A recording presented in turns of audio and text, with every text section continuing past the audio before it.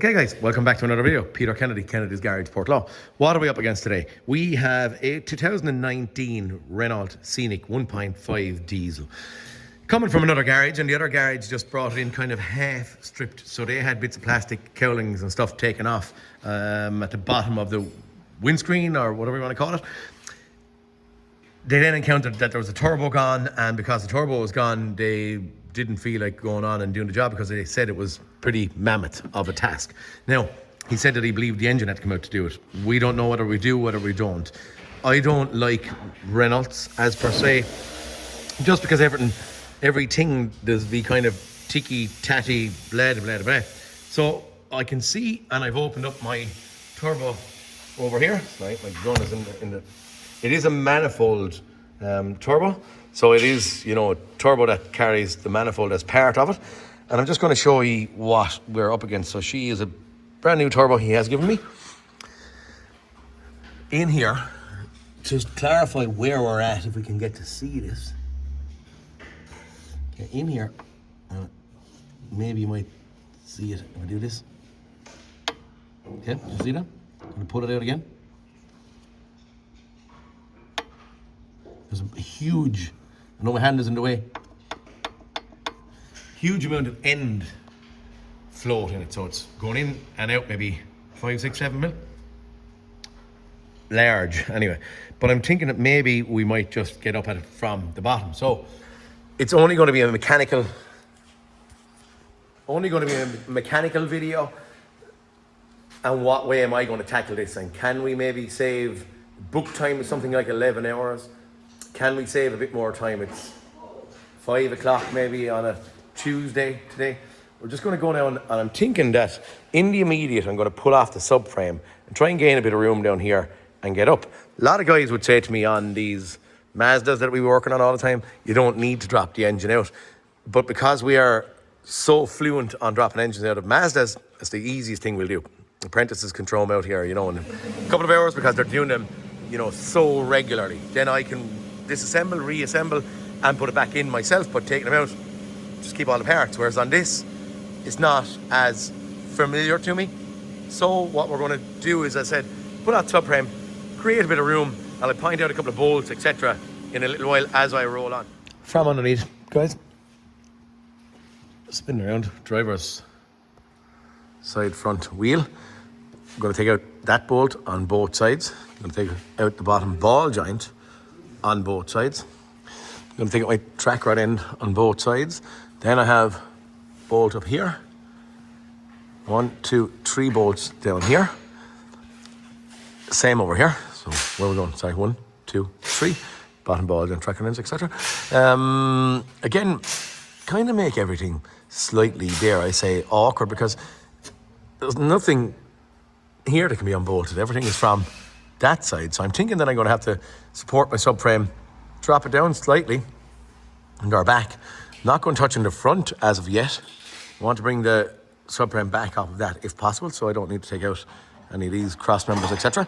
And I didn't disconnect the steering column up inside yet, but I'm going to do it.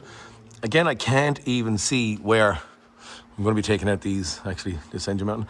I can't see where, you know, the wiring harnesses are going on as of yet, but for now I think I'm going to create room here, bring it down, and then get a bit more access. A few moments later anyway, guys, I've pulled out a couple of bolts, what I pointed out. This one is nice and easy. I thought I'd have to pull it out off the cross members on the front, but it doesn't. There's an opening for it to drop. I have taken off the steering column first, and then I undone these bolts, and it has sat down. Once it sat down a little bit, then it did put a little bit of pressure on these wiring harness for your NOx sensors and particulate matter sensors, etc. But it's a nest, as I said, that you can't get at from the bottom. So once I dropped it down, I could get in here relatively easy. I'm taking out a 5, 6 size 10 mil bolts, and I'm going to just tie clip that, you know, bracket up onto my exhaust. I'm hoping that I'm not going to take my exhaust off because it's one big unit all the way back. So I'm hoping it'll just kind of move out of my way. But right now I'm only held with bottom ball joints, track rod ends, and I think at that stage my subframe is off it. Now we've wiring harness up here for the steering column. You can see them in there. So I'm going to unplug them Next, the loom is just sitting or hanging here, but I do need to unplug them, and I don't see there's a ground strap up and on here as well. But that's that, or so far. I'm going to put out these 4 bolts and try and get the subframe dropped down a little, okay? Subframe sitting down there, transmission jack over there. Lots more room, at least you can see what you're up against, but I still see EGR coolers and, you know, the exhaust manifold part of the actual turbo is still very high up. So maybe the mindset of dropping this thing out on the ground might even still be in my mind frame. No matter what way I was going to go, it's going to be coming down this way any which way. But for now, I don't know, 6 o'clock or so, I'm thinking that maybe I'll do a little bit more observation and maybe even do what I was taught a lot of years ago. Go home and sleep on it. I think maybe I might even do that. I'm going to have a look up the top and just see what's involved in disconnecting a few bits and pieces in order to get this thing down, because often I'd find these jobs are far nicer and better done if they're sitting on the ground and you have access, ease of access to everything that you want to get at. Yeah, maybe I'll ponder overnight and see. I'm probably a glutton for punishment, guys, but I kept rolling on a slight little bit further. I just kind of said if I'm created a little bit of room in here, I gave a look up top and I thought about air conditioning and front bumpers and all that crack off, and I just thought, I'll do a little bit more looking. So I came back in here and I'm just after removing a couple of brackets off here and my actual EGR valve. Sorry, I don't know, yeah, it's some EGR valve, whether it's high or low pressure, I don't know, but it's an EGR valve. That little bit of a hose, and that's the little bit of bracket that's sat around it, okay? And I'm trying to get in and attack, and I'm going to get out that EGR cooler. So cooler is sitting, it's very hard to see, I understand that, there, with the cylindrical thing sitting in here, okay? So there's 3 or 4 bolts holding in that. I'm just about on it, there's a little bracket in at the back. As I said, that EGR valve with a bracket over, a little bracket inside, and I'm going to see if I can get that out. If I get that out, I've also pulled off 2 clips here off the 2 feed and return pipes, water feed and returns. And because the pipes are so tight, you won't really get them off without, I'm thinking I might damage them. So I'm going to pull the cooler out off the pipes, if that makes sense. So I'm going to get out there's 1 or 3 or 4 bolts maybe holding it in, but that's what I'm going to try and do now before I go away. And once I've that out, I didn't drain the cooling system. I'm going to leave it drip dry into a catch can here. That's the next little thing I'm pulling out. 1, 2, 3, what I can see bolts. And voila. 1 cooler out. Does it look a little bit simpler now in here, guys? I'm going to tie, you know, some of the bits and pieces around. I do see, if you look up there, there is a differential pressure sensor, which is just left hanging. So I didn't do or create or cause that, and I see a bolt missing off, a nut missing off some bracket just here, if that can be seen. A little bit more room. Maybe we might be able to tackle this. We will be able to tackle this from down here. Well, the reason I'm actually doing this stalling is because I just want to find the easiest access point. It is a miserable old job, to be honest with you. It's miserable the way they put, you know, things together that are nearly bet in there. Nothing is easy. I know now why I kind of like Mazdas, because I think they're quite crap, the truth be told. Anyway, we now have a little bit more access. I think I'm going to try and get off this DPF tomorrow morning. It's a new day, guys. It isn't 9 o'clock or any of that crack. It's actually closer to evening than it is to morning. Again, running a garage and stuff just doesn't allow you to get back into these things on a timely manner, unfortunately. The amount of communication also that's coming in through YouTube and social media has gone astronomical. And I can't get everyone's problems fixed, and I try to aid and help as many people as can, but I just can't. So that crack happens all day, every day here. But where we are right now, come back in for a look. As we know from yesterday, my cooler sitting there, and from up top, I'm just after, this man was moving the car up and down for washing the floor, but bit more room at the bottom, but on top, we don't have a huge amount, but we have that bracket with a, I actually think she was 13 or 14 nut, not the normal, what I would have thought, 16 in there, so the bolt is protruding out that way, down lower. I have a couple of sensors here, a temperature sensor or some kind of a sensor in here. I also have another particulate matter or something sensor stuck in there. I'm thinking just because of the routing of the wiring and the nut actually spins on it, I'm going to crack it, screw it out, because it doesn't have to twist, you know, the whole thing, if that makes sense. Just the nut will come loose on it. Out come that, same here, leave it out. That gives us no chance of snagging on the way down, also on them and or damaging them. Now the temperature sensors I will most likely bring with it, all right? And I can't see, what is that now? Okay, that's weird again. I don't actually know. I would have called those two temperature sensors, but they're actually running into this box here. Both of them with just a power ground and some kind of communication lines out of it. I'll see, again, if I can unbolt that, and if I can spin out the temperature sensors. It might be nicer to not have any damage on wires, you know, while trying to fit the catalyst system down. In here, I have an AdBlue, if you can see it, injector. I'm going to undo the bracket in there, and I'm going to also try and leave, you know, my AdBlue lines and the two water pipes coming to it connected. So hopefully the injector, you know, will lift out of my way to give me clearance on the DPF without, again, altering, disturbing too much.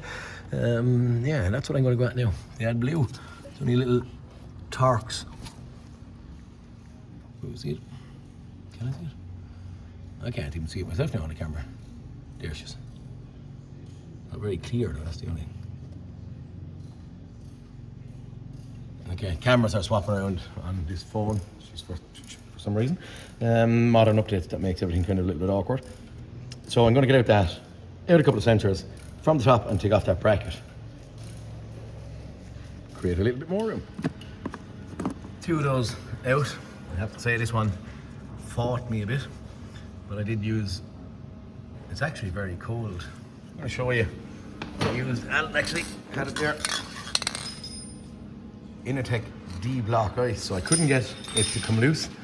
Then I got bigger sockets, heavier sockets than that I have over there, and I shook it a while, and it actually freezes or makes it, it says go colder, but by gosh, here now they're about 20 quid a tin, but it actually was kind of sticking and snagging, and then it gave a big jolt and it came. Could be wrong, anyway, neither here nor there. Whether it works or not, I don't know, but it did do something magic there at that point. It looks like it's a temperature sensor module. So it looks like I have 1, 2, 3, 4 temperature sensors coming out of this. One of them is running over even into the intercooler. You can see the yellow wire actually heading along and down here, over and in there. But I'd say you can't buy temperature sensors for these things individually. I'd say they come as a complete, you know, unit of 4 with the module there and 3 wires, power ground, and then maybe a communication or something. That's what I'm assuming when I see a 3-wire sensor. So look, anyway, very interesting. First time I've seen one of them, and she is a Denso component. I won't even ponder on numbers, but it's just interesting anyway to see that thing. AdBlue injector removed. I seen a bolt in there that I believed was holding a bracket. Took off that. And because of the routing of these temperature sensors, one of them heading up around the front, I have 2 options. I'm going to take that one that's coming out at the front, out or off, or I'm going to go in and have a look underneath and see can I get out sensors out of the DPF and throw them, you know, up top with this one. I've also taken the bolt out of the bracket for holding the DPF onto the turbo. And I've just been stating and giving out about how idiotic and stupid it is, like having a windscreen covering your things. Why could they not just, I know it's designers and they don't care about fixing them, they're only caring about 5 years of living for them, but it is idiotic that you can't get in it, anything. As I said, maybe the engine out would have been a better job, but I just thought maybe I'd have to take off all this crack. I didn't feel like taking it off. So like, we're gonna go underneath and have a look and see if we can get at these temperature sensors. I've just removed the drive shaft, guys. Simple enough, because we had everything off, just 30 nut. The bracket then sat here. I actually unbolted the bracket off the back of the block, and then the drive shaft pulled out, gone out of my way. Temperature sensors, I see one, if you can see it, just in there. And I can see the second one We can't see it much there. She's up and in there, just on top of that wiring harness, okay? Going to push off my differential pressure pipes as well and then pop out the two of these. And I can see that actually a little bracket most likely needs to come off in here too. Looks like it's sporting the DPF to the turbo. Two temperature sensors out. I'm going to go back up the top, feed them back out, and I think our DPF, it is actually starting to move there. It just moved on me, nearly fell down on top of my head. Yeah, that's kind of it. I'm going to go along and get them up out of the way and see, can I get this thing down out of here. Voila, just like that.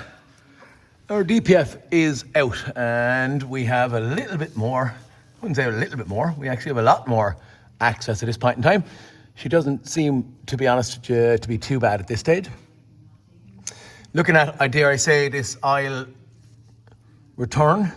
So I'm going to have two bolts in here holding a little bracket, if you can see it in there. Little, I suppose, clamp bracket there. And then two bolts up here. The aisle feed then is running from here all the way over, up, around, and bolting into the top. I think I'm going to take off that pipe anyway to start with. Then I'll take off the little heat shield. At that stage, I think I'm in. I do see up here there's a bracket supporting it from the top, but I think we're in. Just about. Happy days, guys. Nice to get a bit of room, or at least get some bit of access that we can, you know, get a bit of working space, if that makes sense, rather than twiddling and sticking your hands in places. Back up top, gone in at the aisle feed pipe there relatively easy, and it actually swept out around that way and came up. Thrown over there on top of my toolbox. And what else? Oh, the little bracket that was in here, I have taken off, bolt in here, bolt in here. That bracket is off, out, and just sitting in a little magnetic tray there. That's it. I think we're back underneath, and this thing is going to be in my hands in about 10 or 15 minutes. Once the bolts come out of the cylinder head or the nuts come off the studs or whatever it is, fairly straightforward and simply. Yeah, going to be happy when she's in my hand. Bing, bada boom, bada bay. Okay, here is our turbo. You can see that.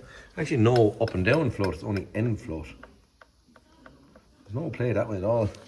But this is our task, diagnosed by the other man. And what the symptoms were, I don't know. Car came as a non-runner. So I never had the ability to start because he had bits and pieces taken off it, he said. And big note on the dash saying, do not start. Don't know why, just, anyway. Change my turbo was my instruction, and here we are, changing his turbo. She's the exact same anyway. There is no discrepancies. Can't really give you, you know, a part number or anything for it. It's in a plain box with no number on it. I suppose an image. If you had a, you know, a screenshot there, you'd know what it might look like. Dare I say, but it's bang on. So happy days. This thing is going to go back in at this point in time, and once we have it back together, we can put her up and run. Turbo back up and in place, guys. Couple of bolts in, squeeze. Our oil feed and our oil return are fitted back in place with the retaining brackets in place.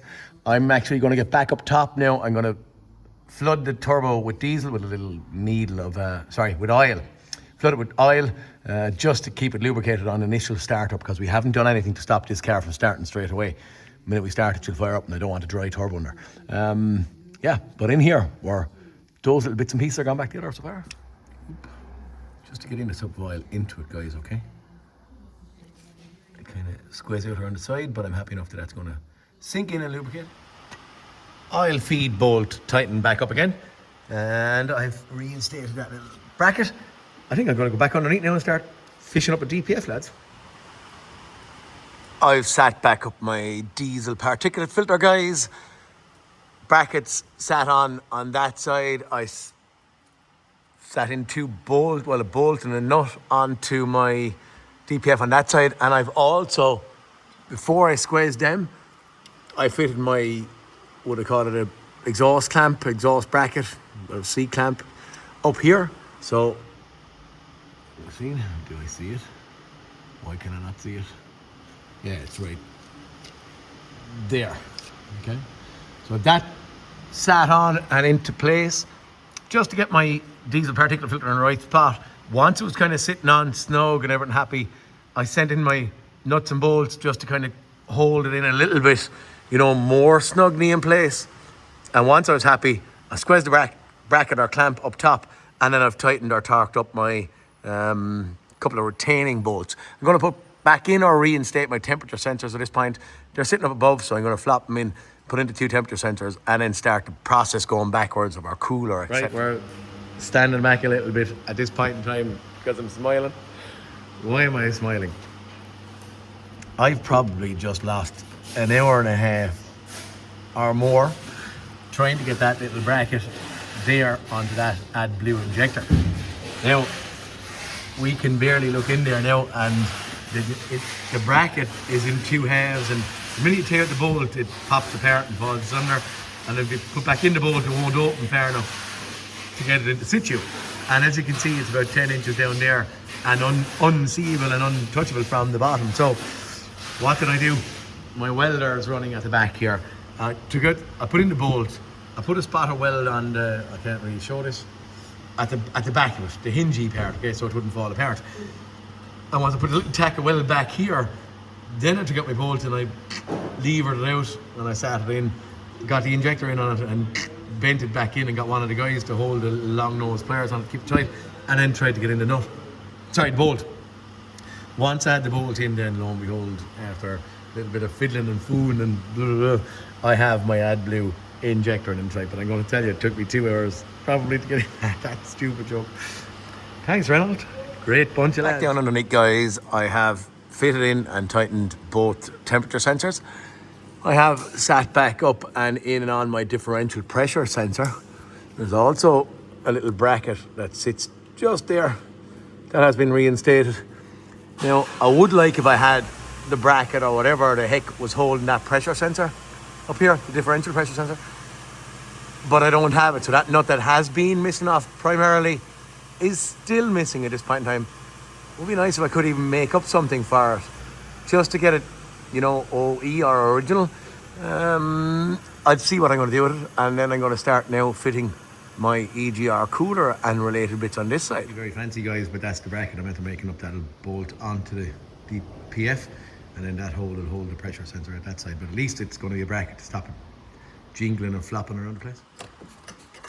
A little bracket, if you can see, fitted up there, holding the pressure sensor. Okay. Well, as I said, it might be groovy, but it's in there. I also bolted in my EGR cooler, 2 clips back on and in place, and I'm just after connecting in the wiring harness for the thermal plungers sitting in there. Time, I suppose, put in my EGR valve and another 1 or 2 brackets. It's starting to get busy up there again, so now you're starting to limit the amount of room we have again, but it's coming back together. EGR valve in, little air pipe coming from whatever it's going to be coming from up there that someone else took off, not me. In place, little bracket sitting on it, and my heater matrix pipes are back in on the bracket that was sitting in there. What am I going to say, guys? It's kind of like a 3D Meccano set, and if you don't take your time and do it right, I've been that soldier where I've put someone else on it and they've got it together but botched it back together. So if you can do it meticulously, step by step, methodically, I suppose is the word, the chances of something going wrong thereafter is getting ever smaller. And for me, in the likes of this stupid design of a car, and it really is a stupid design of a car, you don't want anything to go wrong. As small as when I was sitting up my DPF, one of the little legs for holding the bracket and that sat around the gasket or bolt on the turbo popped in the way. But if I didn't see it, I would have an exhaust manifold gasket leaking. You know, I was able to pull it out because I was on it myself. But it is just, kiddie 3D Meccano type thing where this fits there and that fits there and that. And if you can, sometimes I would sit down on my tray or my trolley in sections. You know, I'd build a little mountain of bits, so EGR related bits, and this bracket doesn't go on until, you know, that goes on, and I'll take them from the top, if that makes sense, and bring it back down. But lo and behold, I think we are just about finished of all of my engine based tear down. It's tedious, it's slow. When a man says 10 or 11 hours, they're probably bang on. Not for the faint-hearted. If someone asked me, could you do this on the ground, you possibly could. Or I get some of them keyboard warriors. You change that in an hour and a half. Familiarity is fantastic. And familiarity would, if I had to do one of these again, I'd know exactly where I'm going. So hence the love of Mazdas, because they're happening all the time. And just the same, boom, boom, boom. You'd nearly drop an engine out of one with your eyes closed at this stage. You could, feel your way around, have it out within an hour or two. And these yokes, when you haven't done one before, it can be challenging. On any car that's built like this, it can be challenging. So for now, I think I'm back to just my subframe stuff. Exhaust brackets and stuff. Actually, I may bolt on my exhaust bracket first. I have my exhaust kind of held there with a tie clip to stop it falling down or hanging down or putting pressure on anything. But I think maybe, that's next. And at that stage then I'm setting up subframe. We nearly have this thing hopefully closed together. And then I have to enter into the bit up the top that I didn't take apart. So find the nuts, the bolts for plastic cowlings and air intake pipes, etc. But right now I'm going to put on that. I'm going to put on my subframe, and the next shot should be me saying, well, hey, we're bolted together down here. Et voila, guys. And just like that, our subframe is back on. Links, ball joints, track rod ends tightened up, wheels back on, all the bits and pieces, bolts, engine mountings, etc. back in, back on. It is, that I have to say, is the worst, most stupid design I think I've ever seen. All that barrage stuff that I did give out about at the start, and I'm going to give out about it again because it is totally stupid. But we are back together. I'm going back down now. I'm going looking for maybe a couple of under trays and bits of covers that were taken off, as I said, not by me, and see can we get the little frivolous little bits back up and on. New day, fresh head, piece of steel in there, and I can see at this point why the man decided to pull the plug once he just took off that, because I was kind of running blind, so I had my cheek and my head wedged up against that for the last hour or so. Number one, taking my little bracket that I made out of it. Number two, getting back in, getting my pressure sensor bolted on, getting the bolt in the back of the steel plate at the very bottom, and then there's a wiring harness running around which clipped in, and I had to undo another bolt or two over here out of the harness to get it to pop into place, and then put back in those yokes. So again, I know it's all stupid time, but there's still an hour or so lost on putting that together this morning. All back together. I reinstated a couple of my bits of plastic.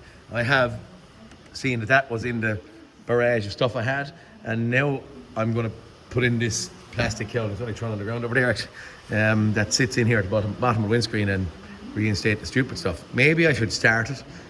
At this point, I think I'll go along and put in this little piece just to hold, my oil filler cap, my brake fluid reservoir, etc. And I might turn the key at that point. Now, I haven't heard this car running, so you're going to be seeing it like me for the first time. As you kind of know, sometimes I like to show what I come up against versus making a perfect picture or an edited video to make it look soft and easy. I kind of like you to see what I'm seeing or encounter the same problems as me. Okay, guys, I nearly missed the trick because I was going to put on the plastic and stuff, and I kind of forgot that the customer asked me to do a DPF chemical clean on it. So I'm after skirting in a 2-part cleaner into it. So I haven't started as of yet, but the cleaner is in it. So again, we're going to have a little bit of back pressure when we start it because of the cleaner in there. But I haven't turned the key as of yet, and I did put on all my bits of plastic cowling. Good pointer that the man shows. He marked his wipers right top, okay? So it was on the right hand side and it's on the top. So for me, good mechanic technician setting up for another individual to jump in prior or post or whatever you want to call it, them being on the car. So this is my first squeeze in now. I don't know, we still have the steering column. If we can squeeze in here. Whoop. Sorry, that was me kind of getting wedged. We still have the steering column to fit, as I said there, on this thing. But I'm going to give her a start and just see if she runs. Now, this is going to be my first time seeing this. She's that fast. Started fairly fast, thankfully. Here is, again, nice what the guys before me had actually put in it. Right, we're up and running. We'll actually leave it idle for a moment there just to get oil circulating around that turbo, even though we have pre-primed it, but we're going to leave it sit for a moment or two. What miles are on this thing? 116,771 kilometers. It really and truly is a crappy car to work on. It's crappy design, put together in an assembly line when everything is probably down on the ground or something. I don't know what way they put the engines together. Not at all thought about someone having to do anything after they put it together. I.e., my frame of thought is that they build cars nowadays with the mindset of them lasting about 5 to maybe, with another finger, 6 years. And after that point, they kind of want you to throw them in the bin. My frame of thought. But that's cars, modern cars for you, unfortunately. We then, I suppose, are struggling to have technicians in this industry that, you know, will tackle this stuff. So I'm seeing a huge surge in the amount of inquiries on miserable jobs like this. So whether it's an Ingenium timing chain or a turbo on a Renault Scenic or whatever it may be, cylinder head on God knows what, wet belts on Fords, some lads don't like doing them either in case they go wrong. You have to be pernickety. You have to try your best to have them right. And if you're meticulous, and I mean meticulous, on bits being correct. So if a clip broke on you on the way out, that you turn around and you get tie clips and try and hold that wiring harness, you know, on the same hole where the clip popped in that broke, and you tie it up nice and tight so it's not vibrating or rattling around place. So the next shot is going to be me talking and probably closing up once I'm happy with the car, okay? Guys, I'm going to plug in the scan tool, get on my column, and I'll talk to you in a few moments. Okay, guys, I don't know. I went in for a spin and I kept going a little bit further just to make sure everything was all right. Going back to a trade, guys, so I just want to be making sure that it's as it should be. My soot loading has gone down, my back pressure has gone down in my diesel particulate filter. I'm just after exiting there now, and I have no faults after. I think I'm wondering, I could have done that 50k, could I? Yeah, guys, that's it for this one. I'm going to put it up this weekend. Today is Friday the 3rd or something like that. And I'm going to say thank you very much. I'm just brushing upon that 20,000 subscribers mark. So as Neil Armstrong said, maybe a small step but a giant leap for little Peter Kennedy here. I was going to say young Peter Kennedy, but I'm far from young at this point now. Yeah, lads, thanks very much. 95% of my viewers are not subscribed, but please keep hitting that like and subscribe button. I really do appreciate it. I've been off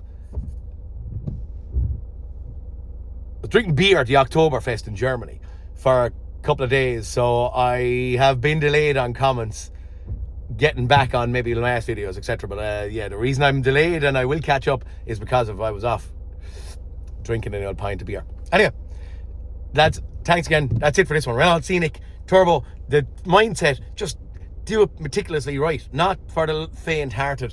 And yeah, hopefully my videos will help you somewhere along the line. Guys, see you all next cartoon. Peter Kennedy signing out. See you later, boys.